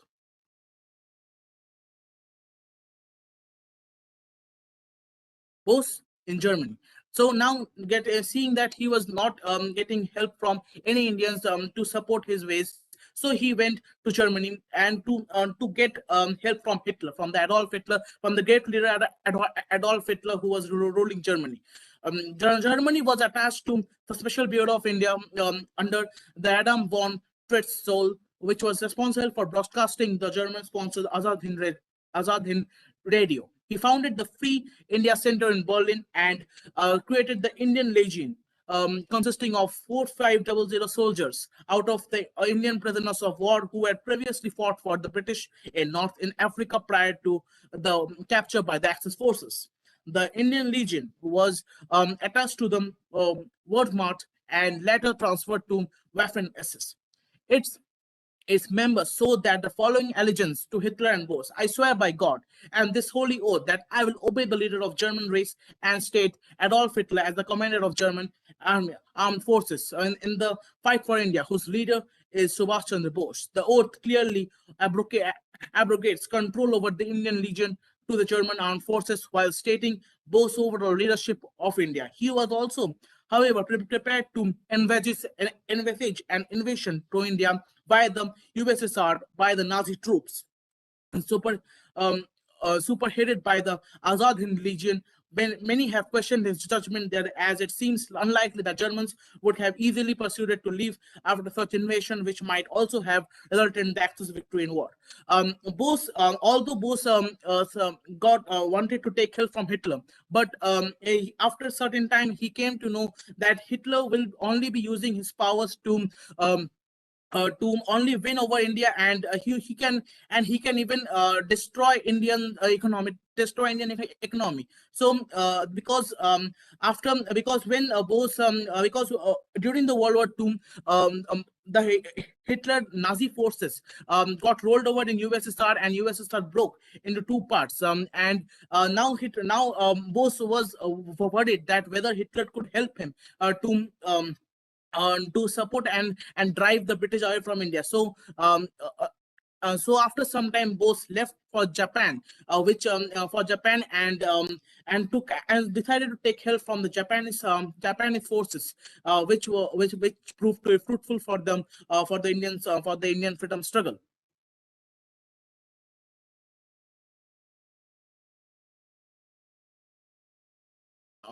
Azad Hind Fauj, the provisional government of Free India, or made simply Azad Hind, was an Indian provisional government established in the Japanese occupied Singapore during World War II. It was created in October 1943 and supported as well as large dependent on the Empire of Japan. Immediately after the formation of the provincial government, Free India declared war against Allied forces on the Indo-Burma front. Its army, the Indian National Army, Azad Hind Fauj, went into action against the British Indian Army and the Allied forces as a part of Imperial Japanese Army in the Imphal Kohima sector. The INA had its first major engagement in the Battle of Imphal, where under the command of Japanese 15th Army, it breached the British defenses in Kohima, reaching the silent Moirang before suffering a catastrophic defeat as the Allied forces held and Allied air dominance and compromised supply lines forced both Japanese and INA to retreat. Azad Hind Fauj consisted of two big regiment, one headed by the Subhash Chandra Bose himself, and other was the Lakshmi Rani Jhansi regiment that was led by Captain Lakshmi Swaminathan. The existence of the Azad Hind was essentially conterminous with the existence of the Indian National Army. While the government itself continued under the civil administration of the Andaman Islands, was returned to the jurisdiction of the British towards the end of the war, and the limited power of the Azad Hind was effectively ended with the surrender of the last major contingent of the INA troops in Rangoon.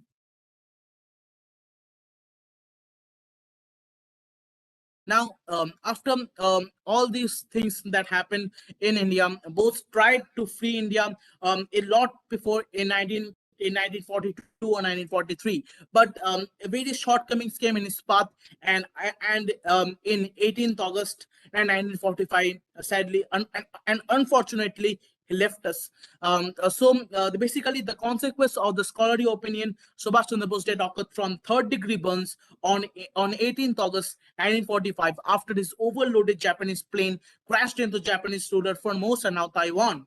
However, many among his supporters, especially in Bengal, refused at that time and refused since to believe either in the fact or circumstances of his death. Because in Bengal, people were people now and people then and now they were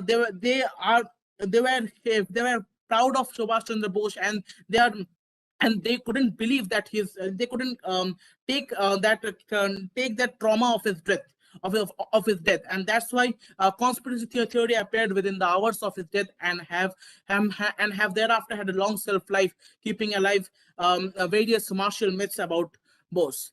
Um, Among the INA personnel that was widespread disbelief, shock, and the trauma. Most affected were the young Tamil Indians from the Malayan and Singapore, both in men and women who comprised the bulk of civilians who had enlisted in the INA. The professional soldiers in INA, most of whom were Punjabis, faced an uncertain future with a fatalistic expectation, expecting reprisals from the British in India. Um, Indian National Congress official line was succinctly expressed in an a letter to Mohandas Karamchand Gandhi. That Mahatma Gandhi wrote to Rajkumar Amrit Kaur, said Gandhi Subhash Chandra Bose has died well. He has undoubtedly been a patriot through though misguided. Many congressmen had not forgiven Subhash Chandra Bose for quarreling with Gandhi, for collaborating with the Japanese fascism. The Indian soldiers in the British Indian Army, some of 2.5 million of who fought in Second World War, were conflicted against about INA. Some saw INA as the traitors and wanted them to be punished. Others felt more sympathetic, and the British Raj, although never seriously threatened by INA, tried 300 INA officers for treason in the INA trials, but eventually backtracked. Now I would like to quote some famous quotes by Netaji Subhash Chandra Bose. The most famous quote out of which was the "Give me blood and I will give you freedom." This line means that Netaji Subhash Chandra Bose wanted the powers to defeat India, to defeat the British to defeat the British and drive them out of India. Another famous quote was "Delhi se chalo, on to Delhi." This was called because he used to give the Indian armies to motivate them. Jai Hind, or the glory to India, was another slogan used by him and later adopted by the government of India and the Indian armed forces. Another slogan coined by him was Ittihad and Itimad Kurbani, unity, Urdu for unity, agreement, and sacrifice. INA also used slogan Inqilab Zindabad, which was coined by Maulana Hasrat Mohan. These two stamps that are seen on the right hand side of the screen were the stamps present during the INA, and these stamps were given to respect Subhash Chandra Bose and to respect his work that he has done here. And so this these things. And so I would like to end my speech by saying that we should never forget the sacrifice of our freedom fighters who formed this country and who fought for our country. Jai Hind. Thank you. Uh, Thanks a lot to Ankit. You presented it splendid. Uh, parts of your presentation appears like बापू आजादी छीन मांगने से नहीं मिलता, छीनने से मिलता है.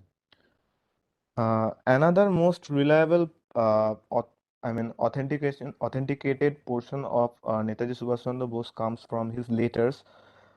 Those were actually written between 1912 and 1932.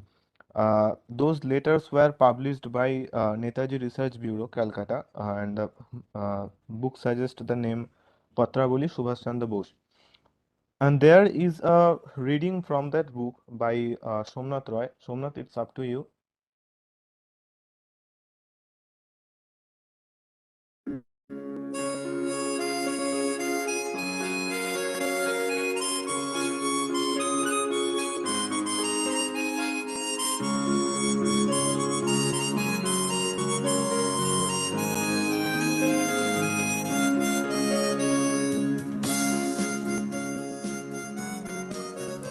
আচ্ছা, মানুষের পক্ষে কি কোনো অ্যাবসলিউট সত্য লাভ করা সম্ভব? প্রত্যেকে একটা রিলেটিভ সত্যকে নিয়ে তাহার নিজের জীবনে অ্যাবসলিউট সত্যতে পরিণত করে এবং তাহার মাপকাঠিতে জীবনের সুখ দুঃখ ভালো মন্দ বিচার করে। কিন্তু প্রকৃতপক্ষে প্রত্যেক লাইফের ইন্ডিভিজুয়াল ফিলোসফিতে হস্তক্ষেপ করিতে বা তাহার বিরুদ্ধে বলিতে কাহারও অধিকার নাই। তবে কথা হচ্ছে এই ফিলোসফির বেসিস যেন সিনসিয়ার অ্যান্ড ট্রু হয়। এবং স্পেন্সারের যা theory, he is free to think and act so long as he doesn't infringe the equal freedom of any other individual. আগে ইন্টেলেকচুয়াল প্রিপারেশনটা দরকার, তারপর কাজ ও চিন্তা একভাবে চলিবে। শেষে কর্মের স্রোতে গা ভাসাইয়া দেওয়া। প্রথম অবস্থায় দু একটি মেকশিফট অ্যাক্টিভিটিস চাই, না হইলে কর্মের ক্ষমতা নষ্ট হইয়া যাইবে। দেখো, জীবনের দুইটি দিক আছে, ইন্টেলেকচুয়াল অ্যান্ড ক্যারেক্টার। দেশকে শুধু নিজের উদার চরিত্র দিলেই হইবে না, একটা ইন্টেলেকচুয়াল আইডিয়া দেওয়া চাই। It will not do to know something of everything, but to organize them in a systematic whole and to know everything of something. Simple assimilation will not do, but creative genius is necessary. আমার intellectual ক্যারিয়ারের একটা আভাস তোমায় দেব, আভাস মাত্র এখন মনে ভাসে। আইডিয়াটা বড় গ্র্যান্ড। আমার জীবনে কার্যে পরিণত হইবে কিনা তা বলিতে পারি না, তবে না হইলেও যদি বাস্তবিক আইডিয়াটা ভালো হয়, তাহা হইলে আর কেহ কার্যে পরিণত করিতে পারে।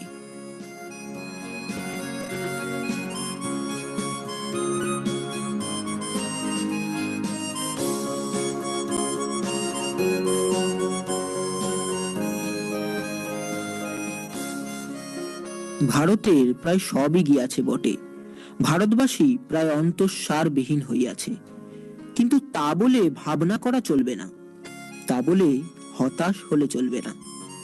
ওই যে কবি বলেছে, আবার তোরা মানুষ হ। হ্যাঁ, আবার মানুষ হইতে হইবে। ভারতের শ্যামল ক্ষেত্রে এখন শ্মশানাচারী ভূতগণের অস্থি সমন্বিত জীববিশেষ ভ্রমণ করিতেছে। চারিদিকে নৈরাশ্য, মৃত্যু, ভোগবিলাস, রোগ শোকের কুরুক্ষেত্র। কি ঘোর দুঃখ রাশি ভারত গগন ব্যাপিয়া। কিন্তু এই নৈরাশ্য, নিস্তব্ধতা, এই দুঃখ, দারিদ্র, অনশন, অর্ধাসনের হাহাকার ও এই বিলাস বিভবের আস্ফালন রব ভেদ করিয়া আবার ভারতের সেই জাতীয় গান গাহিতে হইবে। সেটা কি? উত্তিষ্ঠিত, জাগ্রত।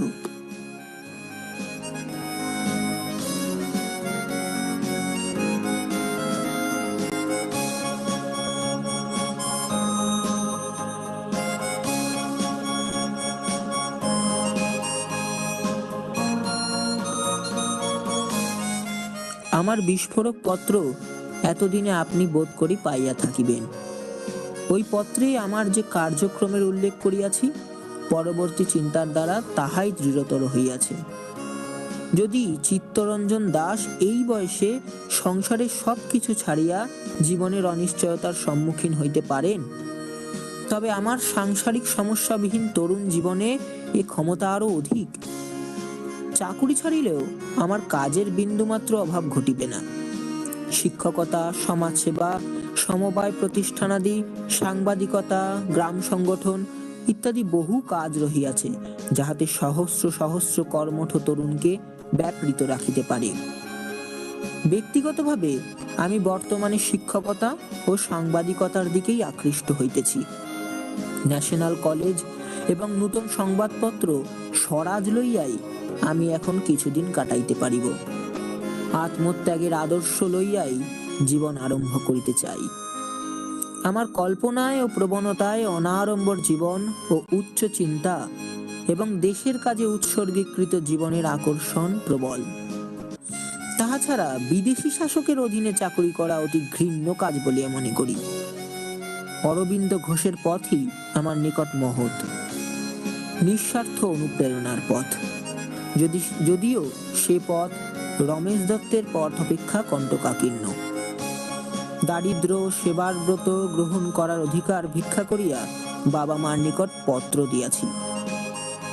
এই পথে ভবিষ্যতে লাঞ্ছনার ভয় আছে, এই চিন্তায় তাহারা হয়তো আকুল হইবেন। আমি নিজে দুঃখ ক্লেশের ভয় করি না। সেদিন আসিলে দুঃখ হইতে সরিয়া আসিবার চেষ্টা না করিয়া অগ্রসর হইয়া তাহাকেই গ্রহণ করিব।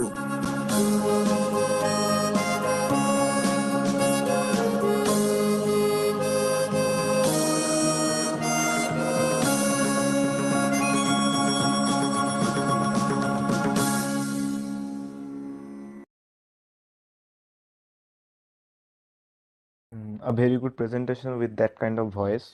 Thank you, Somnath. Next, উঠো গো ভারত লক্ষ্মী এই গানটি ভায়োলিনে পরিবেশন করবে Ritrik Bhattacharya. Ritrik, it's up to you.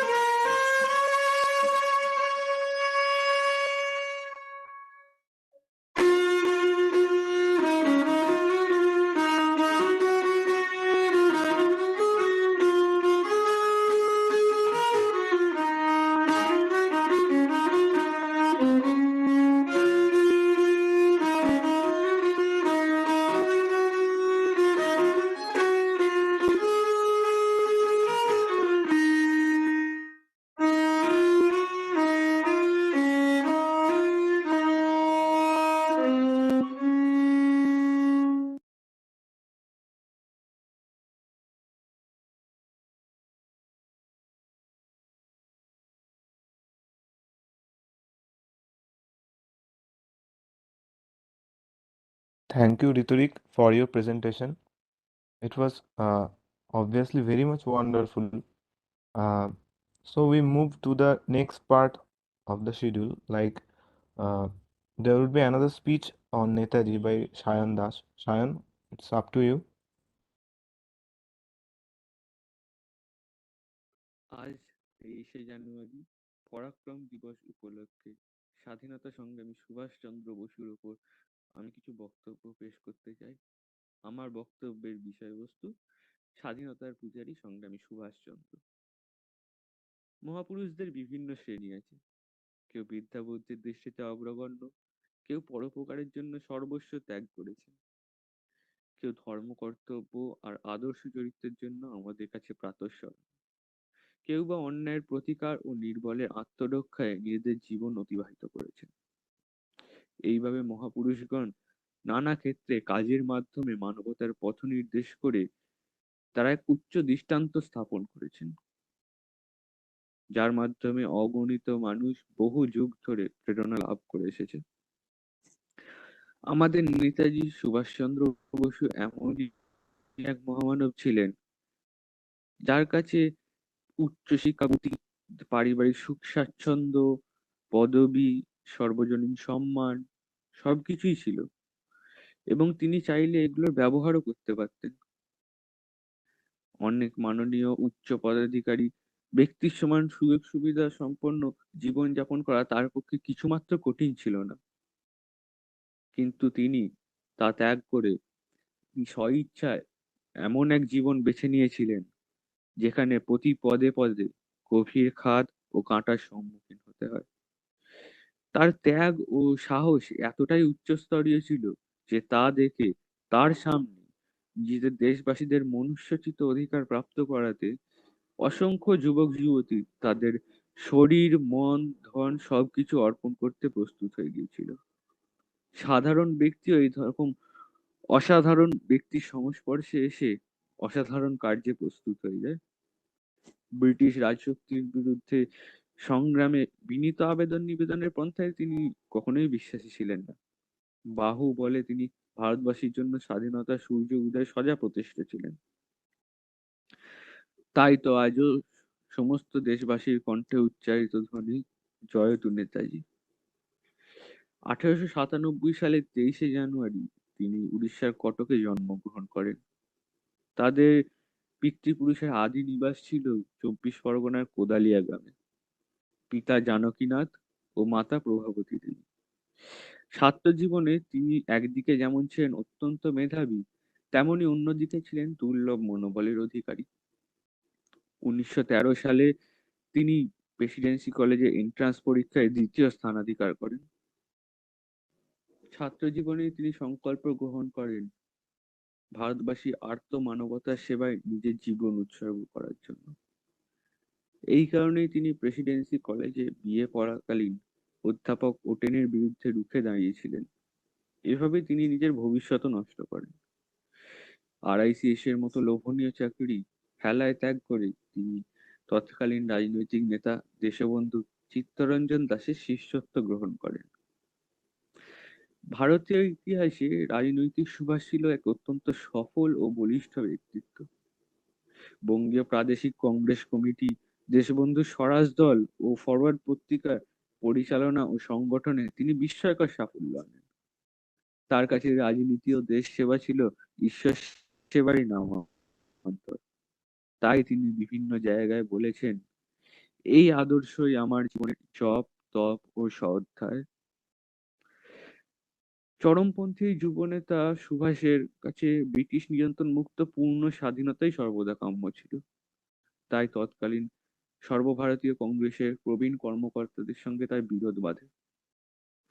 তিনি সরকারের পক্ষে হয়ে ওঠেন বিপজ্জনক ব্যক্তি। তাই তাকে সদা গৃহবন্দী রাখার আদেশ দেয় ব্রিটিশ সরকার। কিন্তু সুভাষচন্দ্র সদা সতর্ক পুলিশের চোখে ধুলো দিয়ে বিপজ্জনক পথে পাড়ি দেন জার্মানির উদ্দেশ্যে। সেখানে তিনি দেখা করেন হিটলারের সঙ্গে, এবং জার্মান রাষ্ট্রনায়ক হিটলার তাকে সাহায্যের আশ্বাসও দেন। এরপর বিপ্লবী রাসবিহারী বসুর আহ্বানে তিনি সমুদ্রপথে জাপান যান। সেখানে তিনি আজাদ হিন্দ ফৌজের দায়ভার গ্রহণ করেন। এই আজাদ হিন্দ ফৌজের সংগঠন ও পরিচালনা তার জীবনের অন্যতম শ্রেষ্ঠ কীর্তি। আজাদ হিন্দ সেনাবাহিনীর কণ্ঠে সেদিন ধ্বনিত হয়েছিল দিল্লি চলো, প্রেরণা তাদের নেতাজি। নেতাজির জীবনের রহস্যাবৃত পরিণতি আজও আমাদের মনকে আলোড়িত করে তোলে। বিমান দুর্ঘটনায় তার মৃত্যু হয়েছিল কিনা তা সদুত্তর আজও পাওয়া যায়নি। সম্প্রতি রাশিয়ার মহাফেজখানা থেকে এমন কিছু তথ্য আবিষ্কার করা হয়েছে যা তার মৃত্যু সম্পর্কে প্রচারিত তথ্যের সঙ্গে যথেষ্ট অসামঞ্জস্যপূর্ণ। কিন্তু একথা বলা যায় যে মৃত্যুঞ্জয় সুভাষের উপস্থিতি যুগ যুগান্তর দেশবাসীর মানসপটে চিরকাল ভাস্বর হয়ে থাকবে। তার সাহসিক আঘাতেই কম্পমান ব্রিটিশ শক্তি বুঝেছিল যে তাদের অন্তিম কাল আগত। স্থায়ী সাম্রাজ্যের নিয়তিলিপি পাঠ করে তারা বিদায় নিয়েছিল ভারতবর্ষ থেকে। এবং দ্য স্প্রিঙ্গিং টাইগার নেতাজি শানিত তরবারি সেই আঘাত হেনেছিল।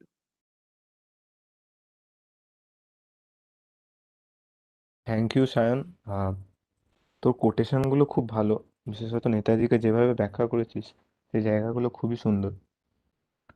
এখন আহ, এতক্ষণ অবধি মহারাজের বক্তৃতা বা অঙ্কিতের বক্তৃতা বা যতগুলো বক্তৃতা শুনলাম সবগুলো থেকে নেতাজির সম্পর্কে বেশ ভালো একটা ধারণা পাওয়া গেছে।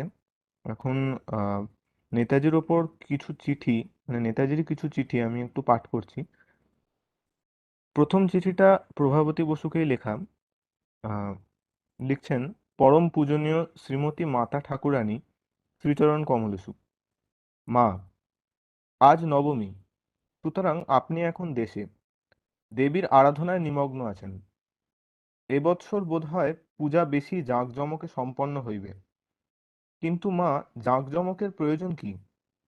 যাহাকে আমরা ডাকি তাহাকে যদি প্রাণ খুলিয়া গদগদ কণ্ঠে ডাকিতে পারি, তাহা হইলেই যথেষ্ট হইল। আর অধিক কি প্রয়োজন?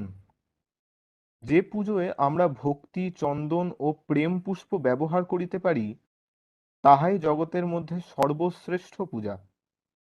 জাঁকজমকের সম্মুখে ভক্তি পলায়ন করে।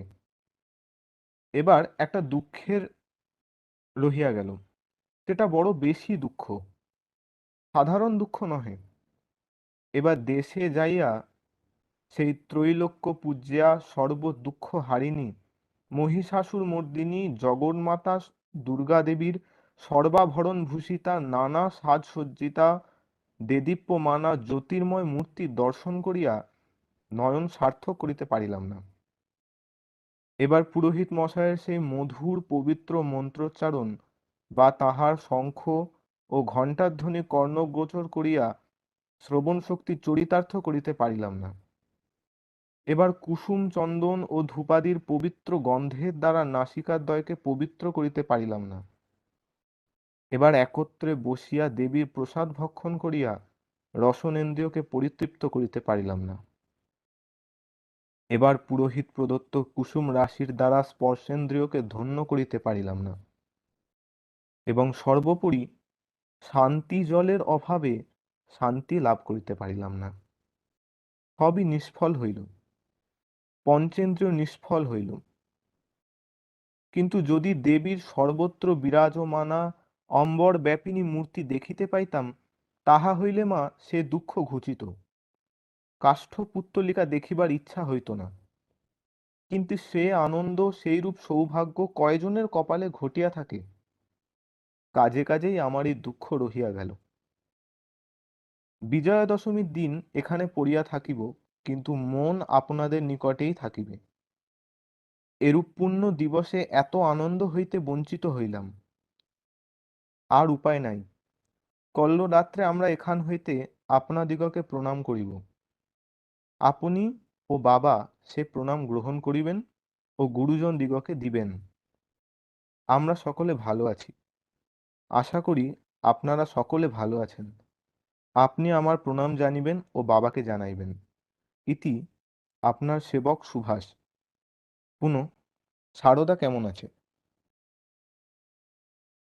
এছাড়াও আর একটা চিঠি খুব গুরুত্বপূর্ণ, আমরা প্রেজেন্টেশনটায় দেখছিলাম যে আহ, দক্ষিণেশ্বর কালীবাটির ছবি দেখা যাচ্ছিল, এটা অনেকটা কিছুটা সেই দিকে নিয়ে যাবে। বলছেন, কলিকাতা, শুক্রবার রাত্রি 3-10-14। বলছেন, সবচেয়ে বড় দান হৃদয় দান। এটি দিলে দেবার আর কিছু বাকি থাকে না। যাকে এই দান করা হয় তার কি কম সৌভাগ্য? তার মতো সৌভাগ্যবান বা সুখী আর কে আছে? কিন্তু যে ওই দান ফিরিয়ে না দিতে পারে, তার মতো আর কে আছে? ফল কি? ফল উভয়ের শান্তি। মনে পড়ে একটি চিত্র, কালী মন্দির, দক্ষিণেশ্বরে। সম্মুখে খড়গহস্তা মা কালী আনন্দময়ী, শিবের আসনের ওপর অধিষ্ঠিতা, শতদল বাসিনী। তার সম্মুখে একটি বালক, বালক হইতেও বালক প্রকৃতি, আধো আধো স্বরে কাঁদিতেছে এবং কাকে যেন ডেকে ডেকে বলিতেছে, মা এই নাও তোমার ভালো, এই নাও তোমার মন্দ, এই তোমার পাপ, এই তোমার পুণ্য। করালমুখী ভীষণ দ্রংষ্টা মা অল্পেতে সন্তুষ্ট নয়, সব গ্রাস করিতে চায়। তাই ভালোও চাই, মন্দও চাই, পুণ্যও চাই, পাপও চাই। বালককে সবই দিতে হইবে, না দিলে শান্তি নাই, মাও ছাড়িবেন না। বড় কষ্ট, মাকে সবই দিতে হইবে, মা কিছুতেই সন্তুষ্ট না, তাই কাঁদিতেছে এবং বলিতেছে, এই নাও, এই নাও। দেখিতে দেখিতে অশ্রু ধারা বন্ধ হইল, গণ্ডস্থল ও বক্ষ শুকাইল, হৃদয় জুড়াইল।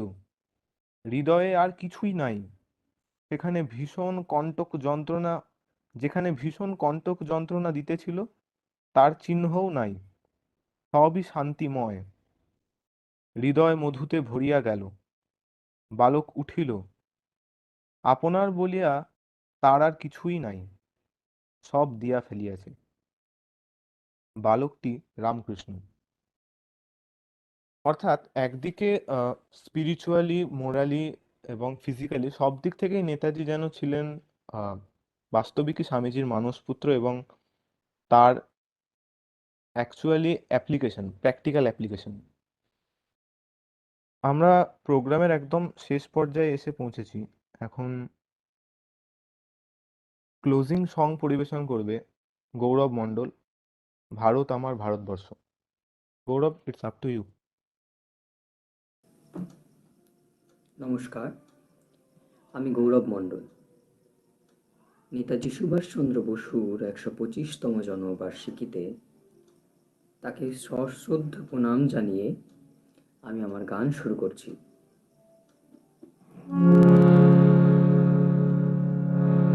ভারত আমার ভারতবর্ষ, স্বদেশ আমার স্বপ্ন গো।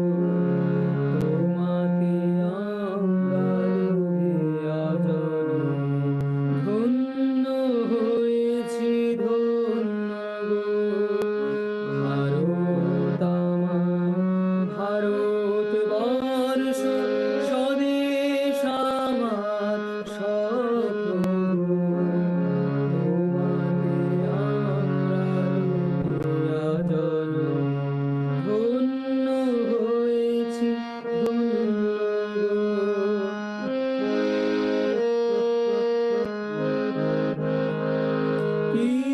কিরীটধারিণী তুষার শৃঙ্গে সবুজে সাজানো তোমার দেশ। কিরীটধারিণী তুষার শৃঙ্গে সবুজে সাজানো তোমার দেশ। তোমার উপমা তুমি, তোমার তোমার উপমা তুমি, তোমার রূপে নাই কোষে। সহন গহন তমসা সহসা আসে যদি নেমে আকাশে ঘোর। হাতে হাত রেখে মিলে একসাথে আমরা নিব নূতন ভোর। ভারত আমার ভারতবর্ষ, স্বদেশ আমার স্বপ্ন গো।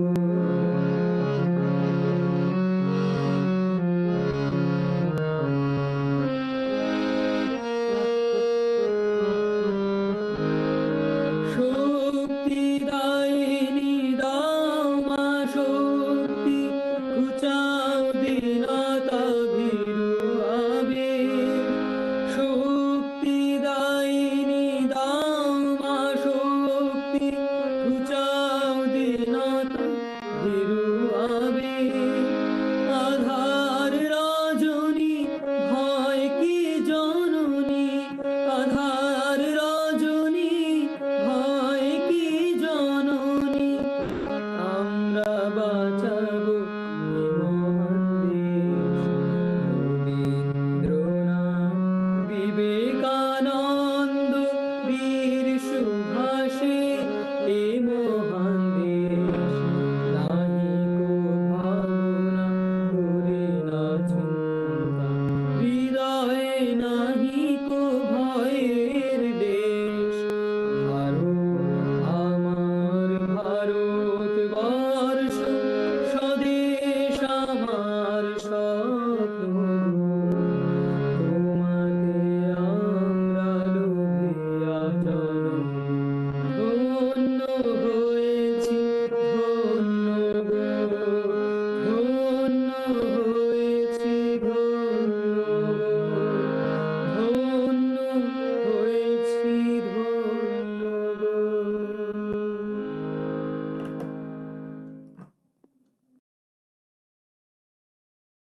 Thank you, Gaurav. This song actually suggests a perfect finisher of the of today's serving, that named for the respected Subhash Chandra Bose. Subhash Chandra বোসকে নিয়ে যতই কথা বলা হোক বা যতই আলোচনা করা হোক, তাকে নিয়ে মাতামাতি বা তাকে নিয়ে কথা বলতে থাকা কোনোটারই কখনোই শেষ করা সম্ভব নয়।